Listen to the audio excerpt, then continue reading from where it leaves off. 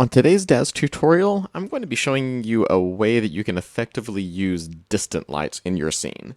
So if you've seen some of my earlier lighting tutorials, you will probably know that I'm not a huge fan of distant lights for a couple of different reasons. So I like using them in very specific circumstances, but for the most part, they're a little bit more trouble than they're worth, and I prefer to have a little bit more control over my lighting. So distant lights are very good for using like wash lighting when you want everything in the scene lit very, very well. Most of the scenes that I do are indoor scenes, or if I do any outdoor scenes, I generally prefer to use HDRI domes. Sorry.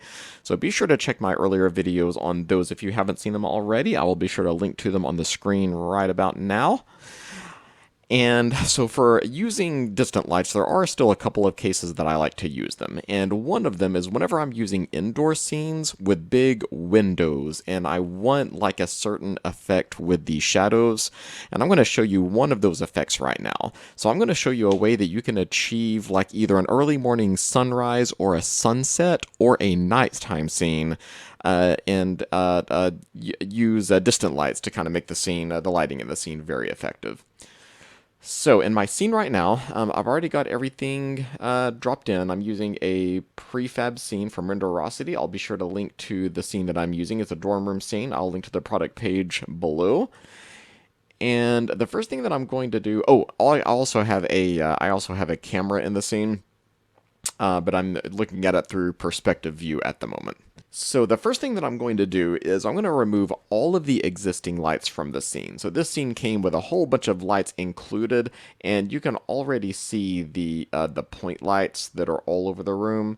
So again, the first thing I'm going to do is I'm going to get rid of all of these by just selecting each one and hitting the delete key. And there are also a couple of other lights that we'll have to deal with, but these are just the easiest ones to see, so I just want to get rid of those right off the bat. There we go. And whenever you get rid of all of the lights in the scene, you'll notice everything brightens up in the preview window. So that happens automatically when you don't have any lights, when you're in, even when you're in texture shaded view. Alright, so I already know that I have two other lights in this scene that we have to deal with that are actually objects. I've got the desk lamp, and then I also have these string lights. So if you if I had never worked with this scene before, I wouldn't be able to see those this way.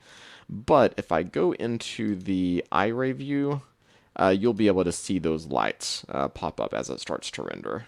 Yeah, so now as it renders, you can see that lamp is giving off light, and then if I rotate this direction, you'll be able to see the string lights giving off light as well. You might want to leave those in the scene. However, in my test renders with this one earlier, I liked the effect of removing them entirely. So let me go back to texture shaded view, and I'm going to go ahead and get rid of those the same way I got rid of the point lights. Just select and delete. And then select and delete. And now when I go to iRay view again, you'll notice that I still have some light coming in. So definitely not adequate light, but I want this scene to be completely dark. I don't want any lights at all until I start adding them myself. And the reason that that light is still showing up in here is because I'm rendering the dome. The dome for the scene has built-in lighting, and I want to get rid of that. So what I need to do is I'm going to go down to Render Settings tab, and let's click on Environment. And here we go. In Environment mode, it says right now we're rendering the dome and scene, but I want the scene only. I don't want the dome. So if I click that, and there's still some light in here, but that should go away when I switch to the camera. Sometimes when you're on texture shaded view, it will automatically create some ambient light. But now that I've gone to my camera, you'll notice that it is completely dark. I can't see anything in the scene at all. So you can see a little bit of the transparentness there in the back. And you also want to make sure that on your camera tab under headlamp, you want to make sure that you have headlamp switched to off. Because if that's on, then it will light the scene, which is not what we want. We want that completely off. I'm going to raise that just a little bit. All right, so the next thing we're going to do is to start creating our lighting. So I'm going to use the distant light object. And the distant light is supposed to create like sunlight or a moonlight. It's a very, very powerful light that is very, very far away. So I'm going to go ahead and click that. I'm not going to bother renaming it because that's going to be our only light in the scene probably. So let's accept. There we go. And I'm still not showing any light yet because we have to adjust it. So let me go ahead and go back to texture shaded view just so we don't have to wait on everything to load. There we go. All right, and I'm going to click on my camera view, and I'm going to switch that to distant light. So now you can see the reason that we couldn't see our distant light is because it's pointed at a blank wall behind our camera. So none of the light was actually reaching the interior of the room. So you'll notice that I can't zoom, like I'm moving my scroll wheel right now, which normally zooms us in and out, which we can't do with this one. So we can only use this. We can only basically change the direction and the angle. We can't change the placement. So you can just angle it up, down, left, right, but you can't actually move it backwards and forwards. So I'm just going to rotate until I see our window. There we go. And I can use the arrow slider up here, to kind of move that to where it's pointing directly into our window, which is exactly what I want. I want it pointing kind of right there at the TV. There we go.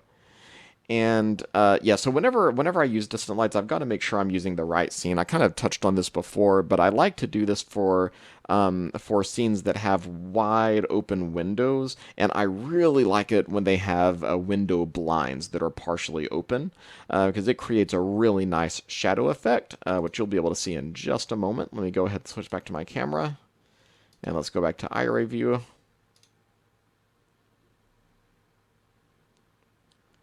There we go. Now we can see some of that light coming in. Let me rotate that camera a little bit, and you can see the exact effect that we're going for with the shadow of the blinds on the wall. And then you can also see these white arrows. That shows the direction of our distant light. And it also has the same rotational controls that we normally have on our objects, including our lighting objects, so you can adjust it that way from inside the room if you want, or you can adjust it by looking through it as a viewport or as a camera like we were doing a minute ago. But I'm going to go ahead and leave it like this for right now, and we're going to start making some adjustments. So I'm going to go to our Lights tab, and the first kind of scene that I'm going to do, I'm going to do two different scenes. The first one I'm going to do is a nighttime scene, so we're going to make it very dark, kind of like moonlight, or maybe a street lamp is shining inside the window. And the second one, we're going to do more of a sunrise or a sunset look. So for the nighttime effect, and I've done a couple of nighttime scenes before, and you know that I'm a big fan of using blue lights for that. We don't want it to look like it's actually nighttime, like it would look in real life, because then we wouldn't be able to see very much of anything. It would be almost completely dark. So what we want to do is give the impression that it's nighttime in the same way that they do in movie photography or in a lot of still photography, and that is by using a blue light, and that gives the impression of darkness. So I'm going to click on color, and then I'm just going to move it up into the blue spectrum a little bit. Let's see how that looks so far. Let's hit OK. All right, not bad. That is kind of going in the right direction. And I'm going to go ahead and start bumping up my lumens. This is going to be change the strength of the light. There we go. Now that's starting to look a little bit better. Let's go up a little bit more. And we're eventually going to hit a point where that's going to start getting a little bit too bright. So I'm actually going to bump down the color intensity a little bit to make it a little bit, there we go, a little bit less brilliant color. There we go. Now that's starting to look like more of a nighttime scene. I'm going to go ahead and bump my lumens up just a little bit more. There we go. And that is the effect that we're going for. So we've got the light coming in from the window, creating that really nice shadow effect from the blinds. You can see it hitting the dresser, as well as the entertainment center and the TV, and then back there on the wall. That is exactly what I wanted to do. All right, and then in order to do our sunrise or sunset scene, it's really just going to take a couple of very minor adjustments. The first thing we're going to do is we're going to change our color into more a yellowish, orangish kind of color, and I'm going to make it a little bit more subtle, so a little bit down towards the white. And that might be all we have to do. There we go. There we go. That looks like a very like dusky kind of sunset. But if we wanted to go for a more sunrise feel where it's a little bit lighter, I'm just going to bump up the intensity, turn up my lumens a little bit, and make my color a little probably more yellow white than orange. Let's go a little bit further than that, maybe even further into the white. Very, very subtle yellow kind of effect. Bump up the intensity a little bit more. There we go. Now it's starting to look like more of a dayrise look, or a sunrise look. Looks like kind of a morning sun coming in through the window. All right, and I've already done a couple of test renders on this, so I'll go ahead and show you my finished product. This one did take a little while to render. The light is a little bit complex in this, but I'm going to go ahead and pull up my two renders real quick. So this first one is my morning render. There we go. And I actually, I opened this one in Photoshop, and I put just a stock kind of outdoors background on this. So normally through the window would be a transparent section. So you can either do this with an HDRI dome or a backdrop from within Daz Studio. Of course, if you do that, you have to be careful because the HDRI dome will probably include lighting. It might block out your distant light, which is why I prefer to do this in Photoshop. And like I said, I just have like a few stock backgrounds that I downloaded for free. If you go to do a Google image search, and under Tools, you can specifically search for images that have different usage rights, and you want to look for something that is licensed for reuse with modification. So that means that you're allowed to take that and modify it however you want. You can use it, you can redistribute it, you can do whatever you want with that image free and clear. These images that I'm using are labeled for reuse with modification. All right, and let me go ahead and show my nighttime scene. There we go. There's my nighttime scene, and again, I've got just another stock background out in the back there. That one's a lot darker. Of course, it is nighttime. But again, similar effect. But again, that bluish light creates more of a late nighttime effect. All right, and that will about do it for this one. So be sure to leave a like if you got something out of this, and subscribe and hit the notification bell if you haven't already so you never miss one of my new videos. I've got lots of great stuff coming up, and if you're interested in an interesting way that you can use your Daz renders, be sure to check out my other YouTube channel in which I show you how to use the visual novel engine RenPy to make your own interactive visual novels. And Daz3d is great for that. That's actually how I originally got into Daz, was I wanted to make my own visual novel and didn't know how to create graphics. So I started doing that with Daz and started making my own visual novels. And then I started getting more and more, not only deeper into RenPy and into programming and making my visual novels, but also into making my visuals, my actual graphics and my renders as nice looking and as professional as I could.